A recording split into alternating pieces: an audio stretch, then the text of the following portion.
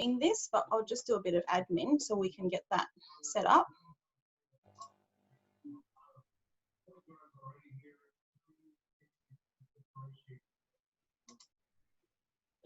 Are you streaming it directly? How do you do that? You just from Zoom. From Zoom. Ah, okay. They have the setting. Yeah, it's a paid subscription. Only the paid one you can do streams. Yeah. Okay. Yeah, but it's just a button you click, just goes live to Facebook. Because the Facebook live, some people do live on Facebook and the quality is not that good. Oh yeah. Okay. Yeah. It seems okay from the ones I've done. They're okay. I mean, it's not going to be like 4 HD or something. But it's, I'm saying the video directly from YouTube, not YouTube, from Facebook. You can do live as well.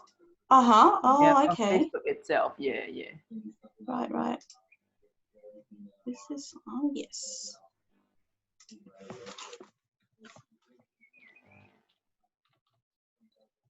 And is it Elvera as well? Is that how I say it? Yeah, Elvera. Yeah, the middle name. Yes.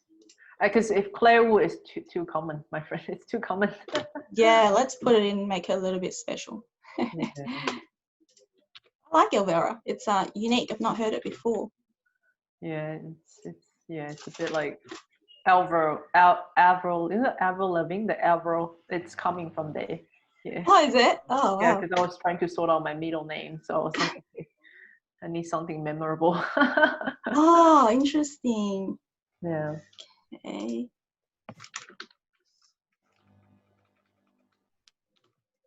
Hi.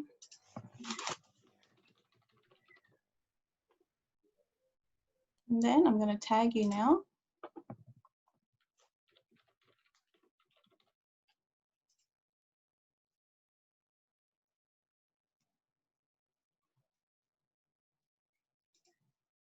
Yep, you're tagged. Okay. I'm just clicking the button go live, yeah? Yeah. Then.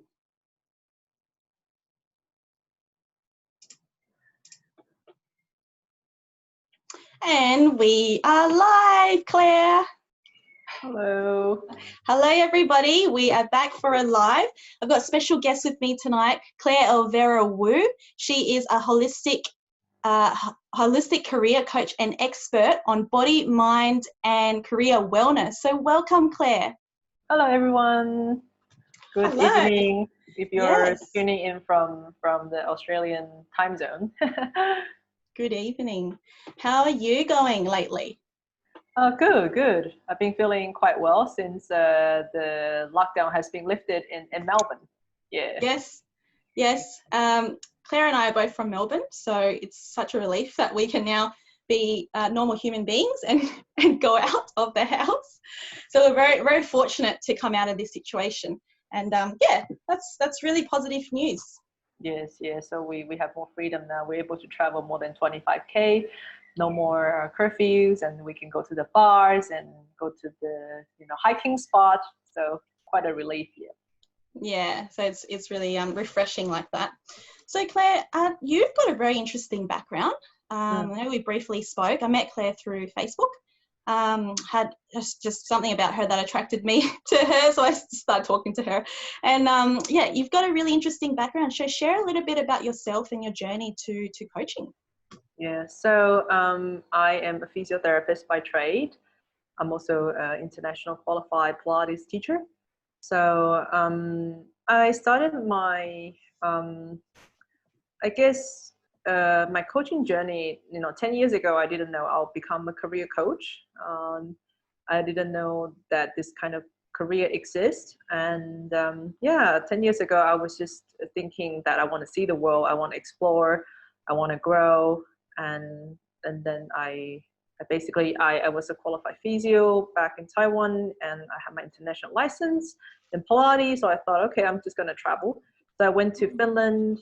I worked there, and I worked in Singapore, and then I relocated to Melbourne, and now I'm based in Melbourne. So basically, this 10 years of like traveling has really helped me develop my expertise as a physio, and also a lot of personal growth as well. Yeah. So I think that's how I embody the profession as a coach. So like so easily, so naturally. Yeah. And I love that you have had a lot of experience, not only in the health side of things and wellness, but also, I guess, taking that experience of traveling into the work that you do now. Because our topic tonight is how to navigate uncertainty in challenging times. So we want to open up that discussion tonight, and I want to ask, to start off with, like, what have you learned from, I guess, like, uncertainty based on your experience with the changes that you've gone through and the places that you visited where you've positioned yourself? How has that sort of helped you deal with uncertainty and challenges? Yes. So I guess when I first graduated, I thought, okay, I have my life planned out. I have my career planned out all the way until I'm retired.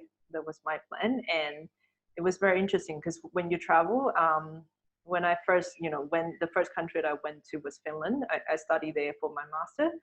And that sort of opened my horizons and changed the way I see things and changed my perspective. I suddenly realized, okay, I actually, don't need to do a master or a PhD to, at that time, I really want to open my business. And then I was, I don't need that to do my business. I actually just need to have the skills and then the people to do business. And that sort of set me in a tone that I realized, I've got to go and, learn more about what I was passionate about at that time was, movement, chronic pain, and Pilates.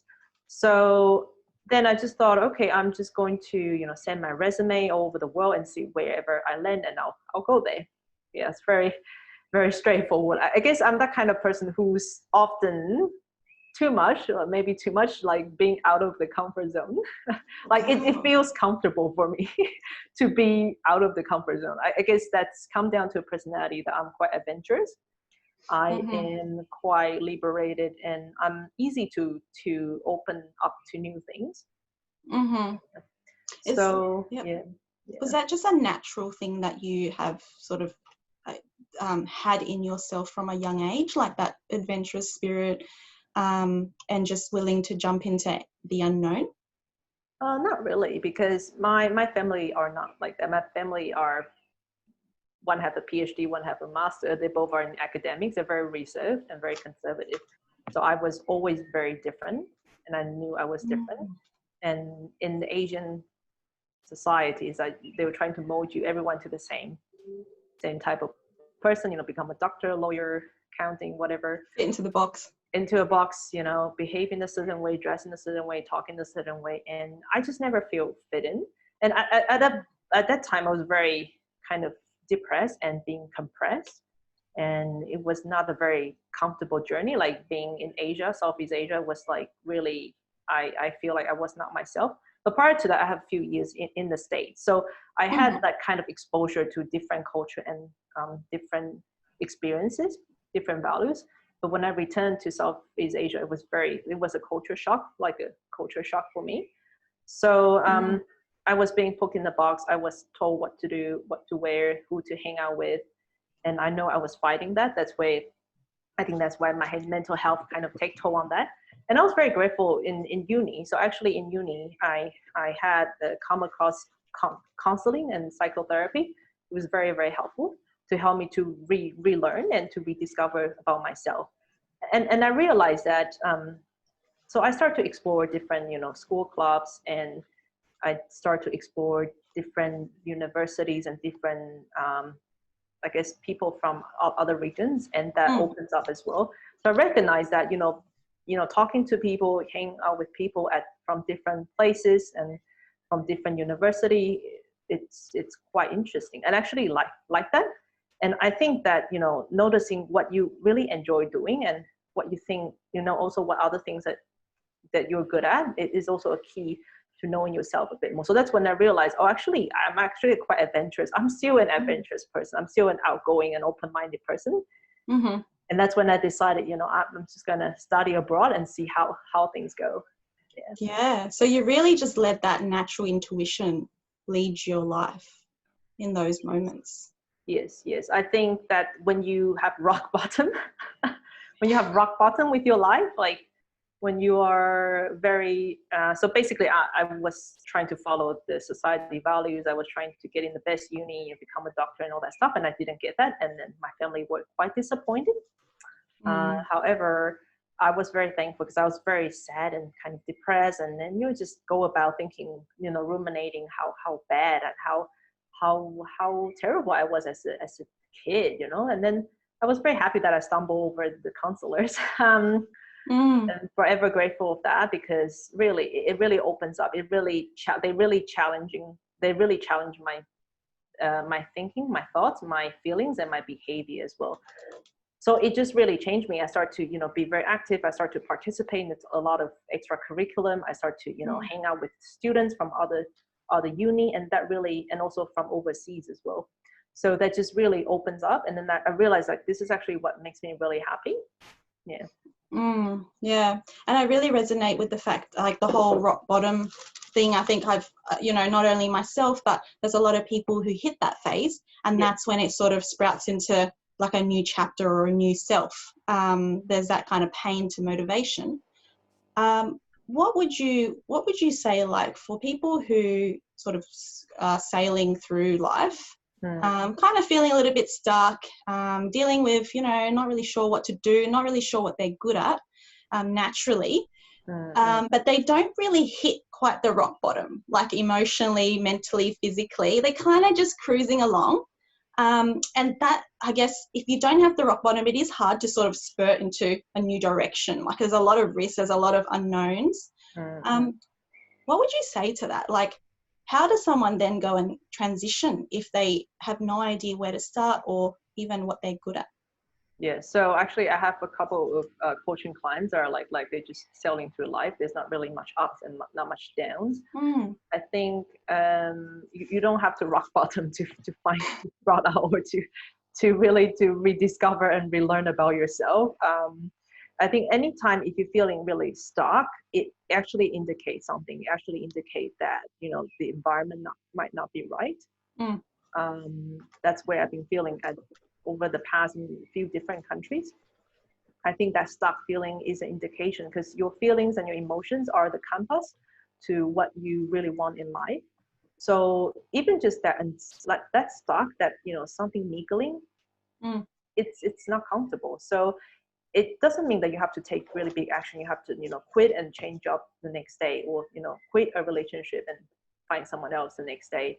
It's all about, you know, getting to know yourself a little bit more. Like, you know, you can do a personality test, like this test that you can also see what's like an objective descriptions of who you are as a person. And also you can do like a natural strength test. It's a Clifton strength test that I recommend. Is that it's more work-related strength test to know what you are good at.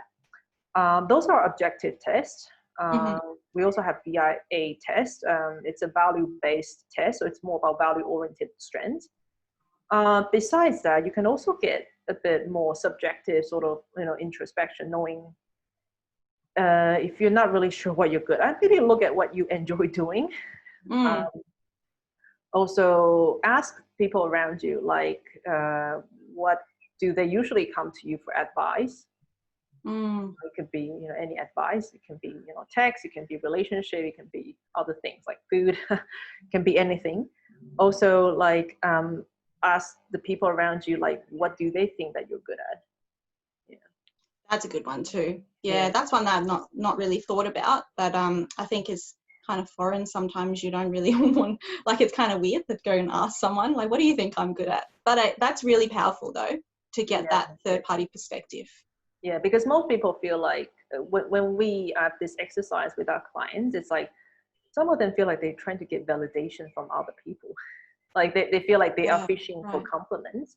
But what we're seeing is that actually, you know, sometimes because you're so good at something that it comes so naturally that you don't think that you're good at it. You're too close to your own strength that it's hard to see. Yeah, because then you're in your own bubble as well. Yeah, you're in your own bubble. Like, yeah. So besides the objective, though, the objective tests are really powerful because they are, you know, scientific based, they're psychology based as well. They've been around for 10, 20 years. That's what I recommend, but also getting that, you know, feedback from the people around you. like your family, your colleagues, your close friends, and then just getting that, more subjective also from other people, the feedback of who you are as a person, it will just teach you different aspects, or open a different perspective about who you are as a person. Yeah, that's so interesting. And in terms of, I guess, your experience, because you've changed as well, or you've molded into different paths from the physio to the Pilates into the career coaching, like both on the very different spectrums. Obviously you've got the health, but then I guess this is more psychology in a sense, and dealing with human behavior. So, I mean, how have you sort of discovered that for yourself, that natural sort of transition, or was it natural, or was like, can you enlighten us on that? Yeah, sure. So I've always wanted to be a psychotherapist. Like, I always wanted to study psychology, but I was not allowed to because of my family background. They're very traditional. So on that note, I think as a positive, like, I have a strength called positivity.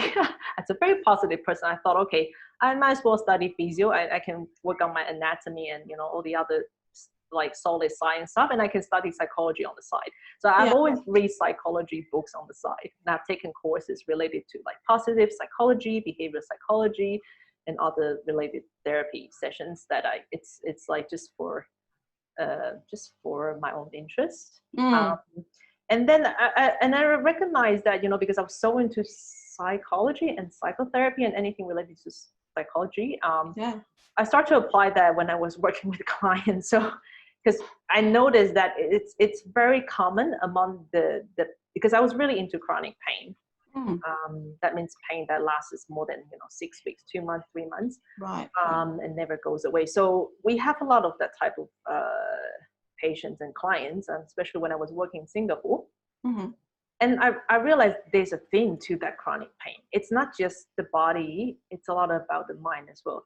So usually those clients that I deal with back pain and neck pain, they usually have they have really like a negative perspective on their work. They usually overwork. They are not happy in the working environment. They have like a toxic work environment, and they're continuously complaining and then criticizing, and then a lot of time it leaves it's not just the present, it's a lot of time related to their past experiences and their past life trauma or anything that's a bit more negative memories, and it's all tied up together, because I guess that's how that body affect the mind. That's where they constantly have that negativity, and then that could be associated with the pain as well. I mean, the pain could be coming from really poor posture, or poor technique in some movement, but then because that was associated with work, so it all ties together, and it becomes a vicious cycle, because they're feeling pain, they're feeling negative again, like, I'll never get better, I'll never deal with this pain, I'll never handle, and then I'll never handle the stress at work, and it becomes again aggravate the pain, and then it just intense that pain again, and that pain again feeds into that negative thinking. Like, it just is a vicious and it's like cycle. A loop. It's like a loop, yes. So I find that very fascinating, and because I was interested in psychology and chronic pain, so I was like, oh, I might as well just coach a little bit on that and see how that goes. Is it coaching in your physio session? I enjoy I enjoy teaching exercise and doing dry needling and some hands-on, but then I love speaking to my clients, because I found that similar pattern in them with chronic pain. So I will coach. I'll start asking them questions. So I'll be like, oh, so what's they will be like telling me they're working like 12 hours, 14 hours, and and then they're very stressed, and I'm like, so who is asking you to work this late? Like, I start asking them questions, and then kind of unravel that sort of workaholism or like a perfectionism that they have within them, and then it will always lead to like they are so fearful of letting down other people. They're fearful of not good enough. They're fearful of not able to meet up expectations, even though they don't like the work environment. And I'm like, there's this pattern there. Yeah, so that was very interesting. Yeah, and that's where I guess the body mind connection is all sort of related, where, I mean, well, a lot of what you're saying really resonates with me as well. And I think in the past, because I went through burnout in my corporate job, and I was doing a lot of physical activity as well, but I was also going to the doctors and the physio, like chiro, like quite a lot. I had a lot of pain in my body, but it wasn't until I really went and deeply unraveled what is the source of the pain. It was actually more of a mental thing in me as well, like where it was just this loop where I was like, oh, I'm in pain, oh, maybe I should train more, maybe I should do more, then I get injured, then it's like, oh, now I still hate my job, oh, now, like, you know, and then having all these emotions of oh, now I'm unproductive, now I'm too injured, can't go to work, don't feel like working, like, it's just, so much of that, I feel it's a vicious cycle. And then I mean, we have some clients, and like at the physio clinic, it was like that. They basically they don't like their job, but then they push really hard, and then at the side note, because they are so stressed and they're so unhappy with their job, and then they went like hiking, they went, you know, training in the gym, they pushed really hard, and then they got injured, and then you just repeatedly treating them. So what I got frustrated was like, I keep repeating to treat the symptoms, like injuries, but then that injury source coming from them like overdoing things, like over pushing everything. It's too much, because they want to compensate something that they are missing within themselves. And I was like, you know, because you treat up to a point that you're like, you know, I don't want to, like, it's like you're trying to, you're trying to fix up something that's keep coming back, and then you're like, you know, sometimes you really want to refer them to a psychologist, but you cannot really say it because they're very high level up. So then you'll be like, I'm gonna start trying to coach this person and see, because a lot of time they wouldn't want to admit that they want to quit their job. It's really hard for them, because they have met the society expectations. They have done so well. They look shining. They look amazing on the outside. That's the hardest part. Is that ego part of it. It will take quite some time first to know them, to work on their pain until they trust you a little bit more, and then you can move a little bit to the mindset, but not even the career part yet. It's all like the mindset that they have in the training, that you have to teach them to pace, you know, to slow down, to be content with the progress now, and knowing that they could get better, and knowing that, you know, if they don't lift this heavy, doesn't mean that they're not good. It's just that they're not there yet. It's a pacing, it's a process. And then you can move to career once that part is done. It's a slow process. It's a layer, like an onion. There's like, you know, the mindset part. That's a lot of sort of my specialty as well, is just working with, you know, whatever that people are wanting, fulfillment, getting out of pain, stuck energy, like all of the stuff that you're talking about, is all that stuff that's stuck in our bodies, whether it manifests as pain or whether it's just like emotion. It's like, if you don't really get the number one step of the mind right, of how you think and how you act and feel, then it's sort of just going to, you can't even have that conversation about changing jobs. That would be because that would be a very scary thing to do. It's like, oh, I've invested all of my years and my master's degree and my time and my money and pleasing all my bosses to get to where I am, as if I'm going to just go and quit. Like, what is this? You know, why would I change my career? They will think that you like a witch or something. But it's a process, and then it will take like quite a bit of time until they gain more self-awareness, more self-confidence, to realize that, you know, they actually deserve a better workplace and a better job, and, you know, a better work environment. So in the work that you do you take people through this kind of process of like shifting maybe mindset first, or is there sort of certain steps before you even touch on the career, or is it like people come to you and they're like, oh yeah, I want to change my career, and then you work on that? It really depends on the clients, because every client is different. So in the holistic career coaching is we do usually 90 minutes, because 90 minutes is what I find the most, like, we can go really deep with the timing. And then in that we have 15 minutes of mindful Pilates, which we're trying to just really to use that Pilates as a tool to connect yourself with your body and mind, to be more present in the now, because I find that there's a lot of disconnections when especially those high achievers, like if they are stressed and they're anxious, they tend to disconnect, and then they make a decision when they do something that they actually don't want to do. So I want them to like ease to their body, like be present, and that gives more clarity in their head as well. So in that, after that, then we go into like mindset and career coaching. But usually in career coaching, there's a half of it will be the mindset coaching. Yeah. Okay. Yep. Yeah, it really depends. So it could be half. It really depends on where the clients are at.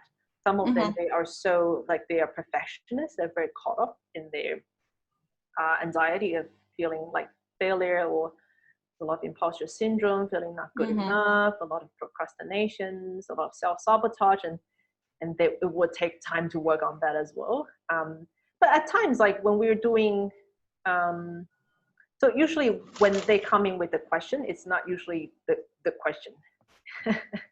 So you know when the okay, yeah, so when the clients come in, when they tell you, Claire, I'm not sure if I want to open a business or become a finance consultant. Like this is not really the question. It's not the question. Yeah, right. Because as a coach, we don't really give answers. Our job is to clarify, to distill, and to validate, to confirm what they really want. Our job is to let the clients be themselves, and then allow the space for them to reflect and just really to move forward.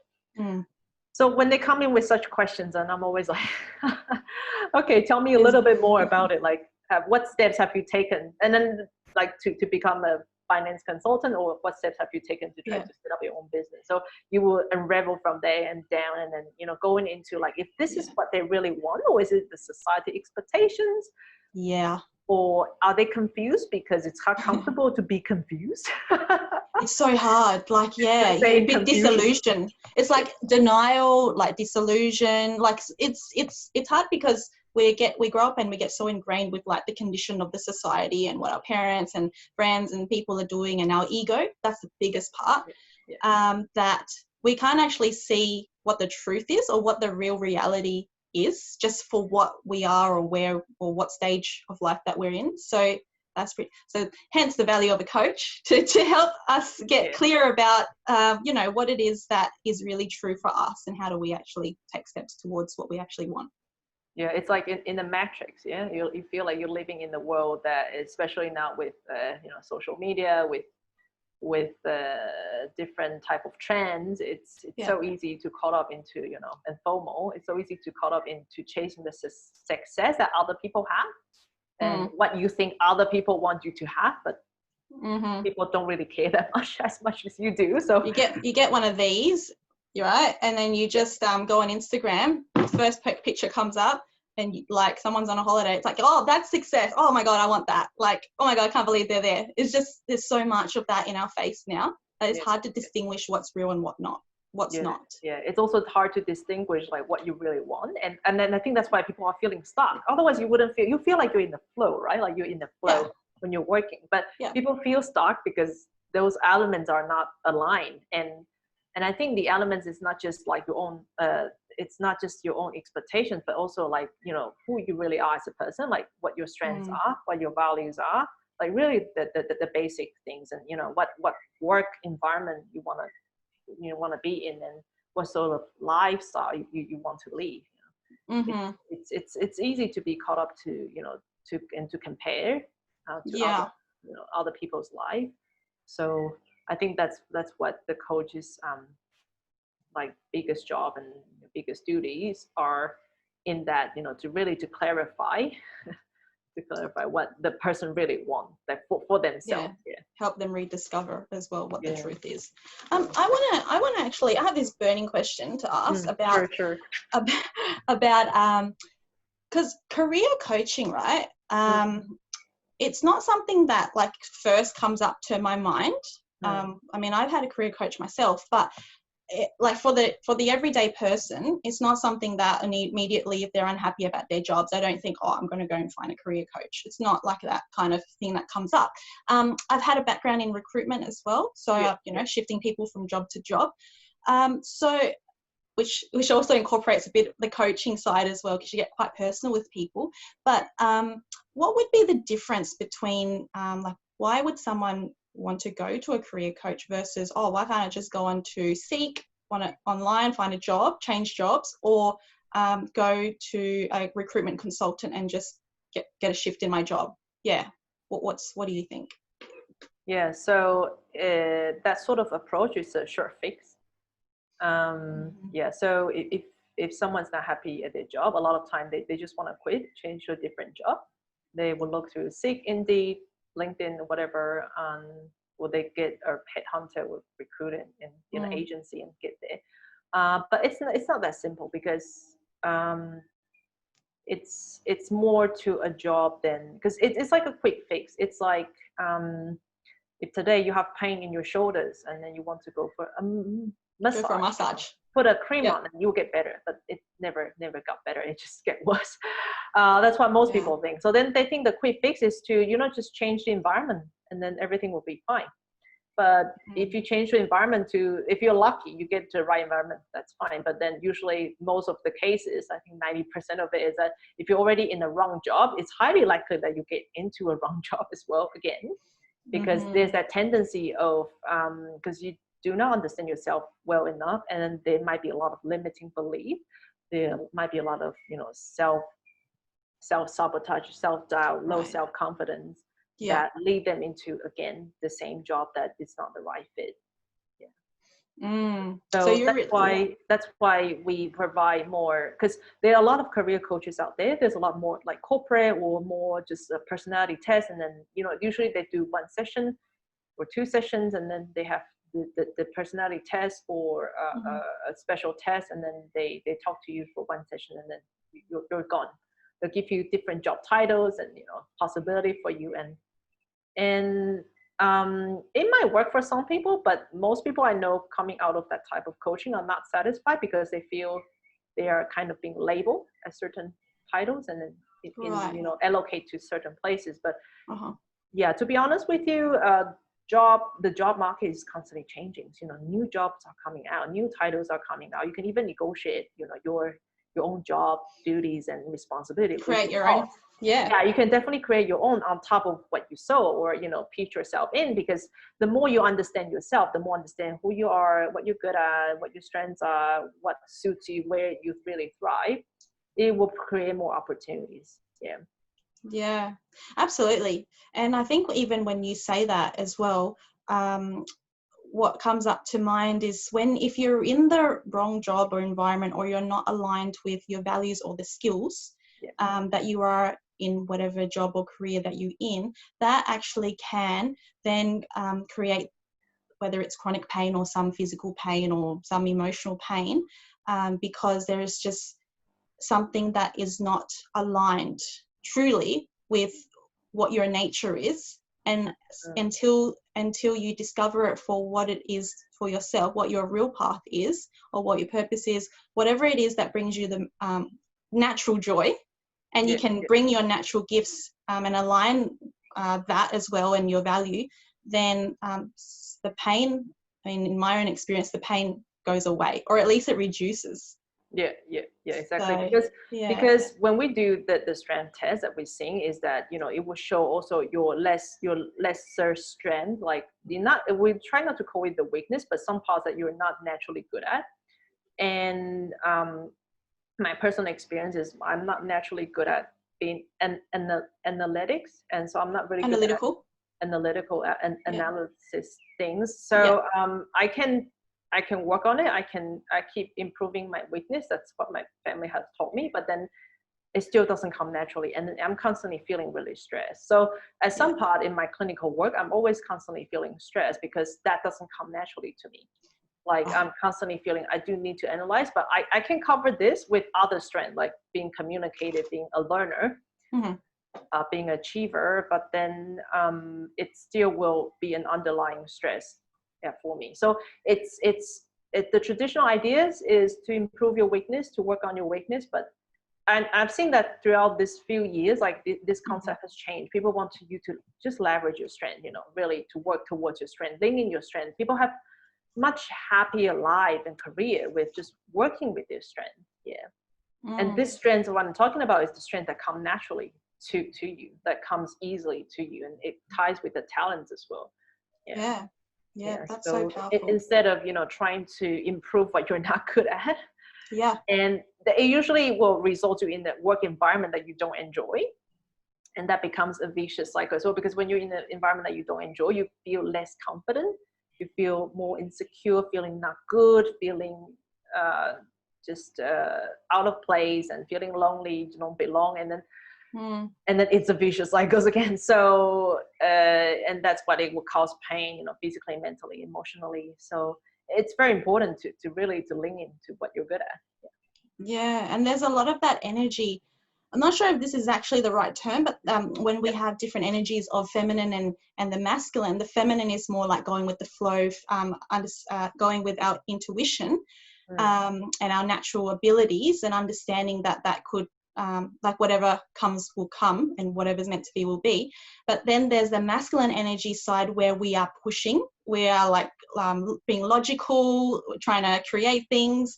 And that masculine energy comes into play, like when a lot of like women, particularly in the workplace, if you're trying to be productive or trying to structure and organize and all of that, that's all coming from the masculine energy, because you want to be like in control of the situation.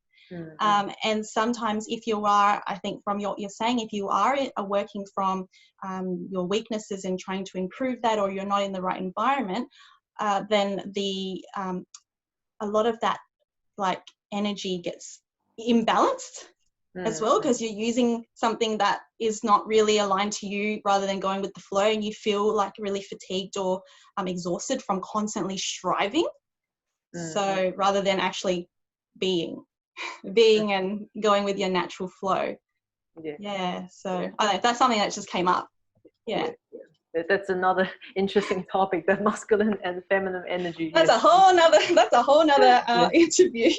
But I want to go back to COVID, right? Sure, we've all been through uncertainty during these times. And I think there is a lot of fear out there, where people, because of this pause period that we've been in, and maybe a lot of people have lost jobs, so they're looking at, they're unhappy currently, whether they're working from home or whatever the situation is, and they're thinking about change. But then they think, because we don't know what the opportunities are, how do I create my own path? Like there's a lot of maybe wanting to change but staying stuck, and then are fearful of changing jobs and all of that. Any advice around navigating that side of things in the workforce? So I guess what COVID has really taught us is that, you know, nothing is certain. Basically, nothing is certain. You know, what you were used to 6 months ago now could be gone. Like the plan. Now can be gone. A lot of companies went out of business. They never come back.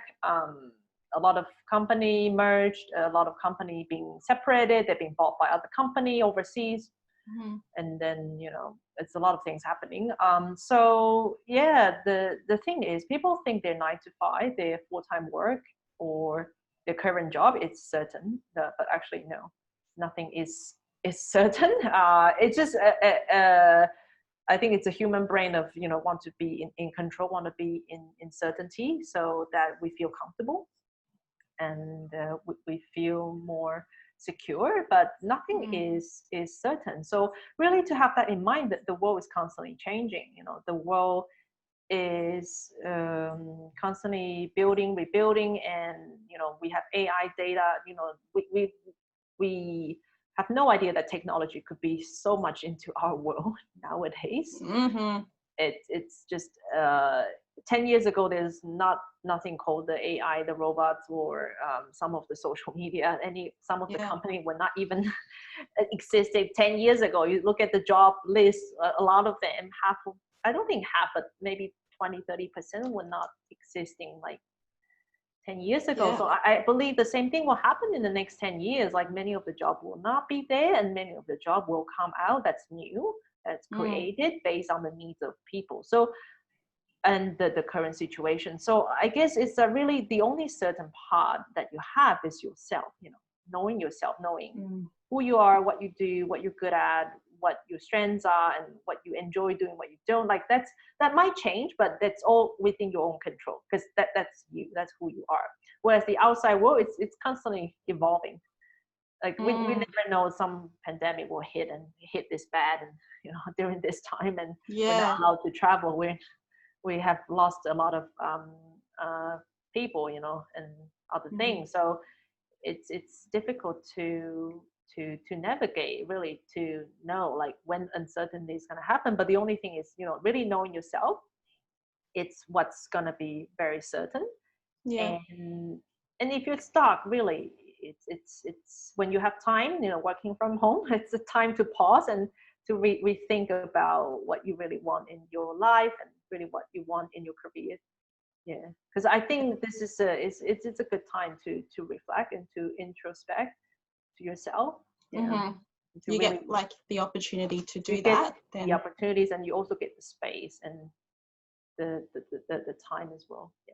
Yeah, that's wonderful. That is so powerful. What you've just left us with the only thing that's certain is yourself. So that was a big lesson even for me as well.